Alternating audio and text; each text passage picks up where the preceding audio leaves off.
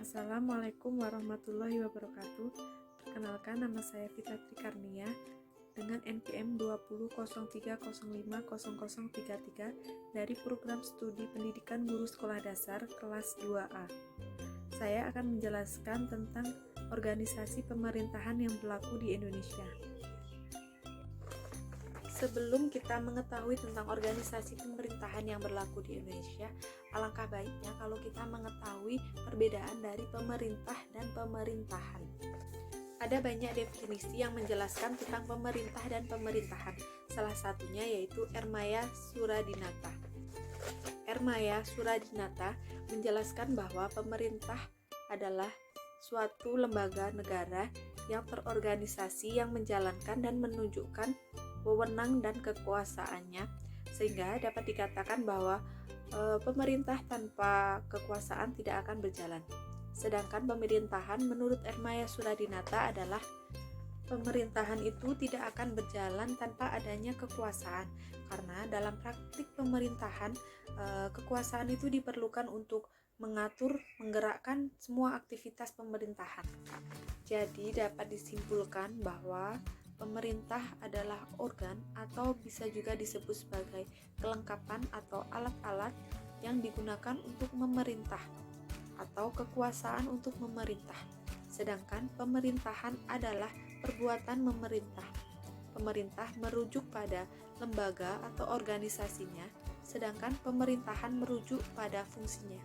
Tingkatan pemerintah yaitu ada 4. Yang pertama yaitu pemerintah pusat, kemudian pemerintah daerah, kemudian pemerintahan tingkat kecamatan, dan yang terakhir adalah pemerintahan tingkat desa.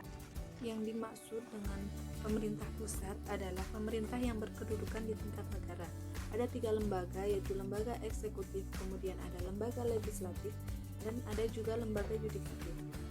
Yang dimaksud dengan lembaga eksekutif adalah lembaga yang memegang kekuasaan pemerintahan. Ada 9, yaitu Presiden, ada Wakil Presiden, ada Kementerian Negara, ada LPND, ada Sekretariat Kabinet, ada juga Kejaksaan, ada Badan Ekstrastruktural, ada Badan Independen, ada juga TNI dan Polri. Sedangkan lembaga yudikatif adalah lembaga yang memegang kekuasaan di bidang kehakiman. Ada 4, yaitu yang pertama Mahkamah Agung, yaitu badan yang melakukan kekuasaan kehakiman. Yang kedua ada Mahkamah Konstitusi, berwenang mengadili pada tingkat pertama dan terakhir, yang putusannya bersifat final. Ada juga Komisi Yudisial, lembaga negara yang bersifat mandiri, bebas dari campur tangan kekuasaan lainnya. Badan Pemeriksa Keuangan atau BPK adalah badan yang bertugas untuk memeriksa keuangan negara. Dan yang terakhir adalah lembaga legislatif, yaitu lembaga negara yang memegang kekuasaan untuk membentuk undang-undang. Yang pertama ada MPR, Majelis Permusyawaratan Rakyat, adalah lembaga tinggi negara. Kemudian ada DPR, yaitu Dewan Perwakilan Rakyat, yang terdiri atas anggota partai politik yang dipilih melalui pemilu. Kemudian ada DPD, Dewan Perwakilan Daerah, yang terdiri atas wakil-wakil daerah provinsi yang dipilih melalui pemilu. Yang kedua yaitu pemerintahan daerah atau penyelenggara urusan pemerintah daerah. Yang pertama ada kepala daerah, ada gubernur, kemudian ada bupati, ada wali kota yang masing-masing berkedudukan sebagai kepala daerah dengan tugas dan wewenangnya.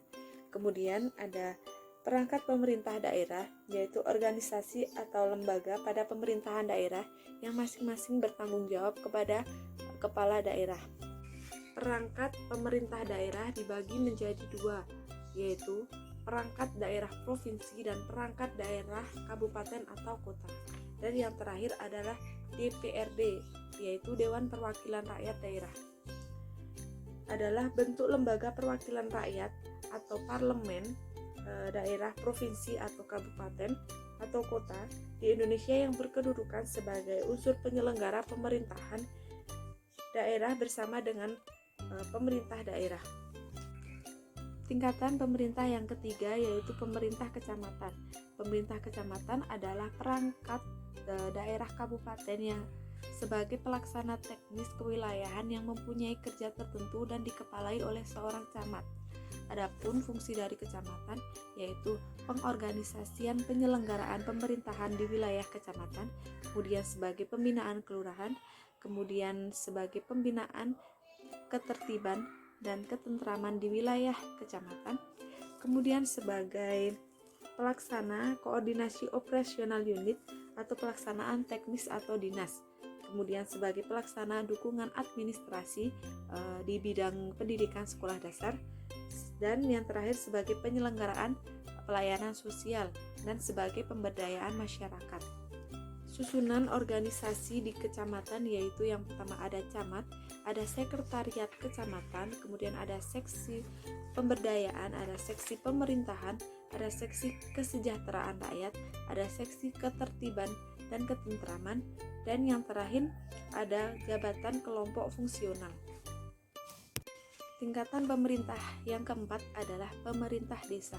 Pemerintah desa berada di bawah pemerintah kecamatan dan dipimpin oleh seorang kepala desa. Pemerintah desa ada kepala desa, kemudian ada BPD, ada juga perangkat desa. Kepala desa adalah pimpinan penyelenggara pemerintahan desa berdasarkan kebijakan yang ditetapkan bersama dengan BPD. Masa jabatan kepala desa adalah 6 tahun dan bisa diperpanjang. Pemilihan kepala desa dipilih melalui pilkades. Kemudian perangkat desa. Perangkat desa bertugas untuk membantu kepala desa dalam melaksanakan tugas dan wewenangnya. Perangkat desa sendiri terdiri dari sekretaris desa dan yang lainnya. Dan yang terakhir adalah Badan Permusyawaratan Desa atau lebih sering disebut dengan BPD.